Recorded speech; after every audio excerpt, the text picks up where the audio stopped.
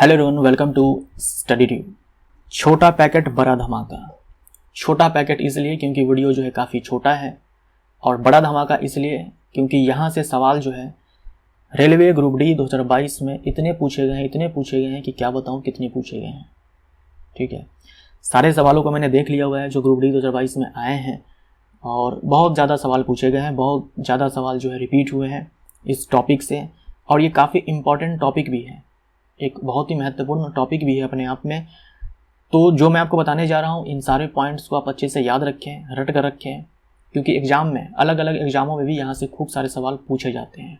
Railway group D में तो 50 से भी ज़्यादा सवाल होंगे जो इससे पूछे गए हैं, और ये मैं कोई फेंक नहीं रहा हूँ।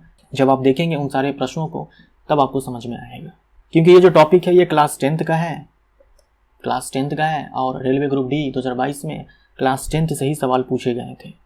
तो इसलिए बहुत सारे सवाल रिपीट हुए थे, जिसमें से एक टॉपिक ये भी है। 50 से भी ज़्यादा सवाल यहाँ से पूछे गए हैं। तो ये जो हमारा टॉपिक है वो है आयनिक यौगिक या फिर वैद्युत संयोजक यौगिक और सह संयोजक यौगिक के बीच में अंतर। इस अंतर के ऊपर जो है काफ़ी सारे सवाल पूछे गए हैं। तो इस छोटे से वीडियो में हम लोग इस अंतर को देखेंगे, कवर करेंगे। PDF आपको टेलीग्राम चैनल पर मिल जाएगा, डाउनलोड कर लीजिए और इन सारे पॉइंट्स को याद कीजिए। सामान्यतः धातु और अधातु मिलकर ये आयनिक यौगिक निर्मित होते हैं, जैसे कि सोडियम क्लोराइड। सोडियम क्लोराइड अपने आप में एक आयनिक यौगिक है, धातु है अधातु है। जैसे कि लिथियम क्लोराइड, ये धातु है ये अधातु है। ऐसे ही क्या है कि धातु अधातु के बीच में निर्मित होते हैं। ये केवल अधातु से निर्मित होते हैं, जैसे कि मीथेन है, इथेन है, प्रोपेन है, ब्यूटेन है, ये सारे। जैसे कि हाइड्रोजन फ्लोराइड है, HCl है, ये सब जो है सह संयोजक यौगिक है। उच्च गलनांक और कथनांक होता है। आयनिक यौगिक का जो गलनांक है और कथनांक है ये उच्च होता है, क्योंकि इनके जो आयन्स होते हैं, कैटायन और एनायन, इनके बीच में स्ट्रॉन्ग अट्रैक्शन फोर्स होता है, यानी कि बहुत ही मजबूत आकर्षण बल होता है। इलेक्ट्रोस्टैटिक फोर्स काम करता है, इसीलिए इनका गलनांक और कथनांक जो है इनसे कम होता है, निम्न होता है। विलयन या गलित अवस्था में विद्युत का चालन करते हैं, लेकिन ठोस अवस्था में नहीं करते हैं। ये आपको ध्यान में रखना है। ठोस अवस्था में विद्युत का चालन ये नहीं करते हैं, केवल विलयन या गलित अवस्था में करते हैं। इनके बारे में याद रखना है कि ये विद्युत के कुचालक होते हैं, ये चालन नहीं करते हैं।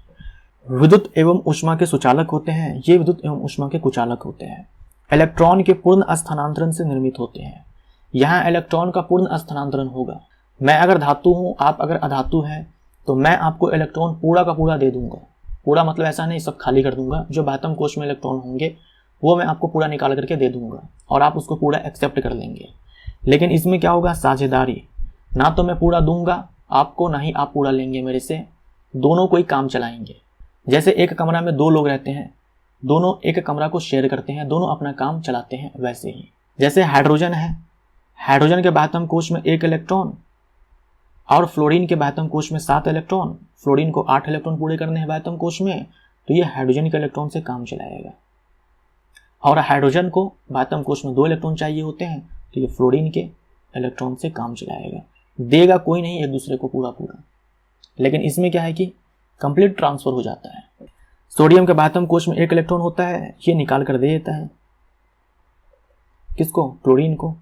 क्लोरीन के बाह्यतम कोश में 7 इलेक्ट्रॉन होता है, तो ये 1 इलेक्ट्रॉन को एक्सेप्ट कर लेता है और Cl- बन जाता है। तो ये पूरा पूरा इलेक्ट्रॉनों का यहाँ पर क्या होता है कि ट्रांसफर हो जाता है। आयनों के बीच मजबूत आकर्षण बल होता है, और ये जो बल होता है ये स्थैतिक विद्युत बल होता है, यानी कि इलेक्ट्रोस्टैटिक फोर्स होता है। अतः ठोस एवं थोड़े कठोर होते हैं आयनिक यौगिक। दाब डालने पर टुकड़ों में टूट जाते हैं। इनमें कमजोर आकर्षण बल होता है। जल में ये विलय होते हैं, वेरी वेरी इंपॉर्टेंट, ये जल में अविलय होते हैं।